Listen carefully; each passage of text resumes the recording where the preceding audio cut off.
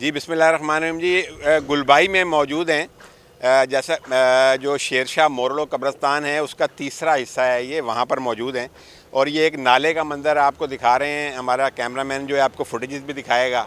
सवाल मेरा ये है कि इंतज़ामिया जो है वो एक मस्जिद को तोड़ने के लिए, अल्लाह के घर को तोड़ने के लिए तो जो है उसके दर पे हुई है, लेकिन ये जो नाला यहाँ मौजूद है जिस पर फैक्ट्रियाँ हैं अरसा दराज से, आप देख रहे हैं ये जो हमारा गुलबाई, शेरशाह से गुलबाई की तरफ रोड जा रहा है, मेन रोड, ये नाला वहाँ से गुजरता है और फिर आगे की तरफ जाता है और अंदर ये कब्रस्तान में आता है। और इस नाले पे जगह जगह जो है वो फैक्ट्रियाँ कायम हैं, कब्ज़ा हो चुका है। और हमारी जो ज़राए बताते हैं कि बाकायदा साइट डिपार्टमेंट ने इनको लीज़ दी हुई है। और आपको पता ही है कि अभी कुछ अर्सा पहले एक ऐसी ही लीज़ की कहानी खुली थी जब शेरशाह चौक पर धमाका हुआ था और मालूम चला था कि 64 से जो है उस प्लाट को लीज़ दी गई थी और साइट उसका किराया वसूल कर रहा था। फिर हमने एमडी साइट से सवाल भी किया था जिसका कोई खातिर ख्वाह वो जवाब न दे सके। मेरी गुजारिश ये है कि ये नाला जो है तकरीबन कोई 40 फ़िट का नाला है, जो कि अब तकरीबन बमुश्किल जो है वो 7-8 फ़िट का रह चुका है और इसके ऊपर फैक्ट्रियाँ हैं और फैक्ट्रियाँ होने की वजह से उन्होंने जगह नाले को तंग कर दिया है।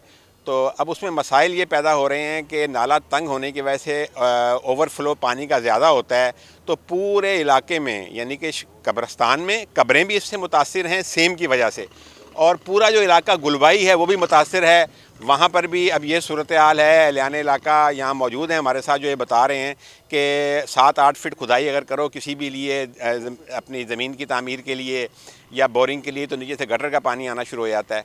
और हमारी जो इत्तलात हैं उसके मुताबिक इन तमाम जितनी भी फैक्ट्रीज़ हैं इस पे तकरीबन 30-40 फैक्ट्रीज़ हैं और बड़े बड़े लोग हैं।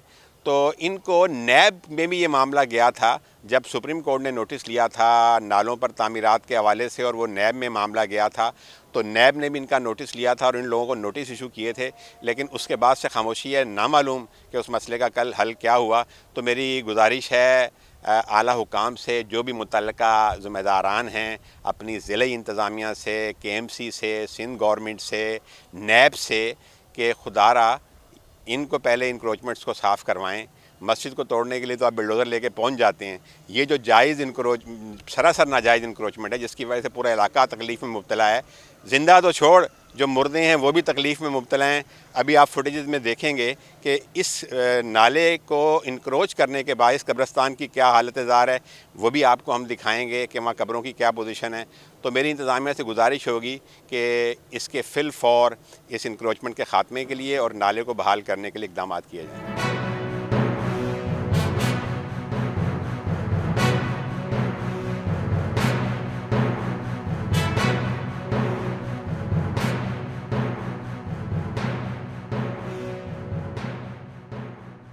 मसला दरपेश यही है कि आपके कैमरे की आंख से जो है ना, हमारे कैमरामैन साहब ने दिखा भी दिया होगा।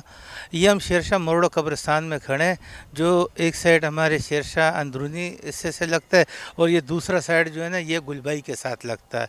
यहाँ भाई पीछे जैसे ये फैक्ट्री हैं नालों के ऊपर बनी हुई हैं, जिसकी वजह से नाला जो है ना इंतहाई कम हो गया है। अब इसमें कौन कौन मुलव्वस है, कौन से लोग हैं, ये अरबाब इख्तियार को ही पता होगा। लेकिन तकलीफ़ ये है कि ज़िंदों को तो हम तकलीफ़ देने से बाज नहीं आते, खुदारा मुर्दों को जो तकलीफ़ दे रहे हैं इससे बाज आ जाए। अभी आप के कैमरा ने दिखा दिया कि कब्रें जो है ना पानी में डूबी हुई हैं, चूँकि नाला बहुत तंग है, पानी का गुज़र वैसे हो नहीं रहा जैसे होना चाहिए था, उस वजह से वो पानी सेम होता हुआ आ रहा है। और ये कहीं दूर का पानी नहीं है, ये मेरे पीछे आप देख सकते हैं, यहाँ पीछे मेन रोड से अगर आप देखें तो एक टोयोटा मोटर्स है, उसमें काफ़ी सारे मुलाजिम हैं, उनका पानी आ रहा है। उसके बराबर में मीज़ान बैंक का हेड ऑफिस है जिसका सारा पानी यहीं से आ रहा है। और उनको ये चीज़ जो है ना, यानी अपनी बैंकों को तो खूबसूरत बना लेते हैं, वो कर लेते हैं, लेकिन ये मुर्दों का ख्याल नहीं रखते। जैसे ये बैंक हो गया, इनका पानी, इससे आगे एक्सपर्टेक्स फैक्ट्री है, उनका पानी, ये सारा पानी यहाँ से होता हुआ ये जाता है लियारी नदी में गिरता है। चूँकि रास्ता नदी छोटी हो गई है जिसकी वजह से पानी जा नहीं सकता है और वो पानी बैक मारता हुआ कब्रिस्तान में आ रहा है। तो मेरे आपके चैनल के तवज्जुह से अरबाब इख्तियार से ये गुजारिश है कि खुदारा कब्रिस्तानों को देख ले। कल को आप लोगों ने भी इन्हीं कब्रिस्तानों में आना है, तो ऐसे न हो कि आपके प्यारे हैं और वो देखे कि हमारे ये बड़े किस हालत में पड़े हुए हैं। सबसे पहले तो मैं सलामती न्यूज़ का तहे दिल से शुक्रगुजार हूँ कि वो आए और हमारे हालत ज़ार पर हमसे डिस्कस की। ज़ाहिर सी बात है, मुझसे पहले मेरे UC1 शेरशाह गुलबाई के जनरल सेक्रेटरी मोहतरम जनाब अख्तर गुल साहब ने अपनी बात को मुबर्रन किया है और इस जुल्म, मैं ये समझता हूँ कि जुल्म अजीम के ऊपर उन्होंने जो गुफ्तगू की है, तो उसकी गुफ्तगू को मैं आगे बढ़ाते हुए ज़रूर कहूँगा कि ये इतना कदीमी कब्रिस्तान है कि इसको कम बेश अगर मैं यूँ कहूँ कि 400 साल कब्रें यहाँ पर शहादत देती हैं, 400 साल पुरानी कब्रें यहाँ पर है। लेकिन हालत ज़ार ये, अब मेरे दाएं बाएं और मेरे रूबरू जितनी भी कब्रें, ये चटियल मैदान बन चुका है। लगता है ऐसा है कि आने वाले वक्तों में फिर एक कब्ज़े की अलामात बनने जा रही है। तो मैं अहकाम बाला से खुदारा मैं अल्लाह और उसको रसूल का वास्ता देकर कहता हूँ कि खुदा के लिए इस कब्रिस्तान की हालत ज़ार पर तरस खाएँ। मैं एक छोटा सा वाक़या सुना दूँ। हज़रत अली रज़ी अल्लाह तआला अन्हु एक दिन कब्रिस्तान में बैठे हुए थे। किसी शख्स ने पूछा कि अली, आप कब्रिस्तान में क्यों बैठे हुए हो? तो कहने लगा कि इनसे मुझे सबक मिलता है। अली, ये तो मुर्दे हैं। कहते नहीं नहीं, इनको मैं देख कर मुझे आखिरत की फ़िक्र मेरी बढ़ती है। तो खुदारा ये हमारे लिए इबरतगाह है, इसको कब्ज़गाह न बनाया जाए। मैं अहकाम बाला से बसर चशम दस्तबरदा दरख्वास्त करना चाहता हूँ कि खुदारा ये नालों की आड़ में और ये जो क्या नाम है फैक्ट्रियों की आड़ में, बैंकों की आड़ में और शोरूमों की आड़ में जो इस कब्रिस्तान के ऊपर कब्ज़ा किया जा रहा है, खुदारा इसको बर वक्त रोके, वरना ऐसा ना हो अल्लाह ना करे कि ये हम भी गुनाहगार हो और आप भी गुनाहगार हो। मैं एक दफ़ा फिर आपके तवस्सुस से क्या नाम है अपना इस चैनल के तवस्सुस से अहकाम बाला को दस्तबरदा दरख्वास्त करता हूँ कि खुदा इस कब्रिस्तान पे तरस खाएँ। ये हम लोग के फलाई गोरकन की तरफ से हम लोग ने लड़कों ने अपनी जमात बनाई हुई है और हम लोग हर दफ़ा यहाँ पर पानी जमा ही होता है और यहाँ पर बड़े बड़े उलमाओं की कब्रें बनी हुई है। यहाँ पर हमने मुफ्ती साहब की कब्रें, मौलवियों की कब्रें यहाँ पानी में, गटरों के पानी में डूबी रहती है। हम लोग हर दफ़ा आते हैं यहाँ पर निकालने और हम लोग को कोई सपोर्ट नहीं करता है। हम लोग कब्र खोदते हैं फी सबीलिल्लाह और इसके अलावा कोई मतलब कोई कब्र टूट जाती है उसको बना देते हैं और इसके अलावा पानी भर जाता है उसको निकालते हैं हम लोग। और ये रास्ता भी बनाया हुआ है, आपने देखा हुआ है, आपके कैमरे में देखा है, ये रास्ता भी हम लोगों ने बनाया हुआ है। हर दफ़ा जो भी होता है हम लोग करते हैं, हम लोग अपनी आप मदद करते हैं। हम लोग को उसको जमा और हमारे नाम पे पैसे भी लेके खाए हुए हैं लोगों ने। ये जी यहाँ पर जो नाला है, यहाँ पर उसके ऊपर फैक्ट्रियाँ बन गई है और नाले की जगह तंग कर दी है और इसके अंदर जो पुरानी फैक्ट्रियों की दीवारें गिरी हैं उसके ब्लॉक अंदर पड़े हुए, वो सफाई भी नहीं हो रही और उसका पानी सेम होकर ये फैक्ट्रियों से अंदर आता है। अच्छा, आप कब्रें खोदते हैं जी, उसमें भी सेम ज़्यादा नज़र आती है? जी आता है। और का बाज़ होकर ऐसे है कि हम लोग को 4-4 कब्रें बनानी पड़ती है, नीचे पानी निकल आता है तो 4-4 5-5 कब्रें बनानी पड़ती है हम लोग को।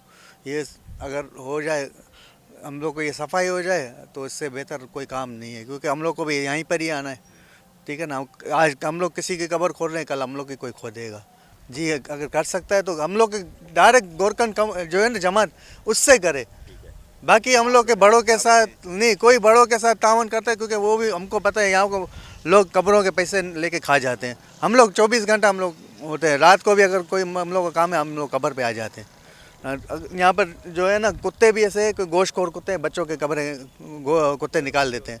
तो रात को अगर हम लोग को मालूम पड़ता है तो रात को भी हम लोग आते हैं, बच्चा कोई बाहर पड़ा हुआ है तो हम लोग दफन कर देते हैं। हम लोग 24 घंटे होते हैं। और हम लोग ने दफ्तर एक छोटा सा बनाया हुआ है वहीं पर ही, वहाँ पर गोरकन फी सबीला कफन भी देते हैं हम लोग। खड्डा मार्केट, मेमन सोसाइटी, खड्डा 5 नंबर गली, बंदरी जमात के सामने हम लोग का छोटा सा दफ्तर है। और वो आपका इसी नाम से है, फलाई गोरकन के नाम से ही है, फलाई गोरकन के नाम से ही है। हम लोग का जो जमात है बंदरी जमात कहलाई जाती है, पर जमात हम लोग को साथ सपोर्ट नहीं करती। ये हम लोग अलग से मिल के कोई आता है, मतलब कोई कफन देके गया, कोई साबुन देके गया, हम लोग इस तरह से फी सबील्लाह काम चला रहे हैं।